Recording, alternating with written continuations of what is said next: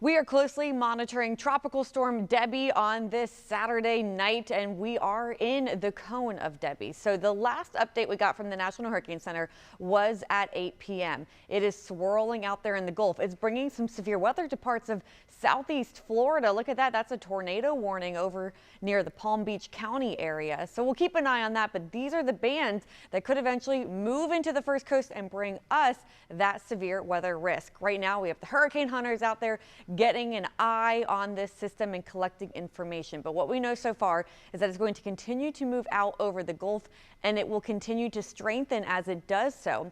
Then it will likely make landfall Monday, likely Monday morning, along the Big Bend region, and from there, well, it will strengthen into a Category 1 hurricane before that landfall, and then it will move over portions of the first coast and weaken back down into a tropical storm. But look how slowly it moves. So it could still be over parts of our area by Tuesday and maybe even nearby by Wednesday. That will continue to prolong our impacts, especially the heavy rain, and that could really lead to a flood risk, especially for those of you over portions of southeast Georgia, perhaps dipping down into, say, Nassau County. So something we're going to watch very closely. But what to expect? Well, we'll have impacts Sunday evening through Tuesday. Our main concern is the flooding risk. Generally speaking, across the first coast, we'll have 4 to 8 inches of rain, but there will be locally higher amounts. Spots could get up to 10 inches, and depending on how much this thing stalls, it could even get higher than 10 inches total of rain. We will also have the risk of isolated tornadoes and strong gusty winds. But where is it going exactly? That is still a question. Look at these models. They're all over the place about if it will stall, where it will go, where it will meander. I'm going to show you one of these models, though, to get an idea. So first, Sunday afternoon into Sunday evening, we'll start to watch out for some of those far-reaching bands over our area. So notice that's more Sunday, 8 o'clock. We'll start to see those bands wrap over portions of the first coast, bringing that first risk of heavy rain, isolated tornadoes, and gusty winds. But then we'll get a break once it moves on through. But here's that storm likely becoming a hurricane before landfall on Monday, and then we'll have that consistent heavy rain as well as the risk of tornadoes and those gusty winds throughout the day on Monday. Then we move into Tuesday, and look how it's just staying in our area. And unfortunately, that heavy rain will continue to fall. The Weather Prediction Center is saying parts of our area could get up to around 10 inches of rain. Those of you more in that yellow shaded color, perhaps around 10 inches total of rain. So that is a significant flood threat. The Weather Prediction Center has highlighted most of our area under a level 3 out of 4 threat for localized flooding. That's everyone here in red. That's a moderate, which is again a 3 out of 4. So let's break this down county by county. What can you expect? Again, this is as of Saturday evening. This is subject to change, so please check back in for updates.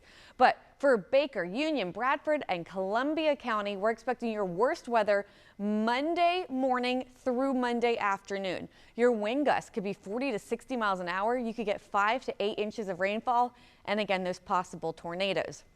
For Ware, Charlton, Brantley, and Pierce, we're expecting 5 to 10 inches of rain, but that could tick up depending on how this system stalls. You'll have winds 30 to 60 miles an hour. You'll have that tornado threat as well. Then for Glenn, Camden, and Nassau, right now I'm going with 5 to 10 inches of rain total. Again, that could perhaps have some localized higher amounts if this system stalls. This is a big range for our winds. So originally you're going to have about 20 to 30 mile per hour winds, but if Debby moves back into the Atlantic, and that's warm water, it could start to re-strengthen, and you could get some stronger gusts by Tuesday.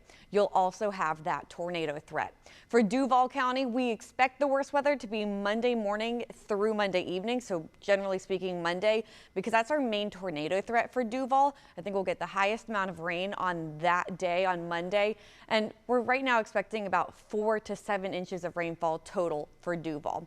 For St. John's and Flagler counties, 3 to 6 inches of rain. Sustained winds 15 miles an hour, getting up to around 30, gusts around that time or around that area, right around 30 miles per hour. But you could have some bands that move through that could bring a severe wind gust up to maybe around 60 miles an hour, and maybe a tornado possible. About the same for Clay County and Putnam County, 3 to 5 inches of rainfall, but those rain bands could bring the heavy rain, the tornado risk, and the stronger wind gusts. So right now, tropical alerts not in effect for the first coast, but we do expect perhaps some tropical storm alerts to be issued either late tonight or into our Sunday. So needless to say, Sunday evening through Tuesday, we have weather impact alerts in effect. That's for the heavy rain, the isolated tornado threat, also the windy conditions. So we need you to prep for, well, really everything, but first for flooding. Move those cars up to higher ground if you are in an area that floods because of a lot of heavy rain, low-lying areas, poor drainage areas, creeks that will rise with heavy rain, the streets that flood. Also, though, prep for the possibility of, say, power outages. So have your supplies stocked. Charge your devices. Keep them charged, because if the power goes out, you need them to stay on, because you have to have ways to receive weather alerts in case there is a tornado. Also, make sure to trim your trees back, remove the loose branches, secure outdoor loose items. Just prepare for these tropical threats, the risk of the tornado and of the damaging wind gusts, and of course the rain. The heavy rain and the flooding is our biggest concern. So that is why we have Sunday evening through Tuesday as weather impact alert days.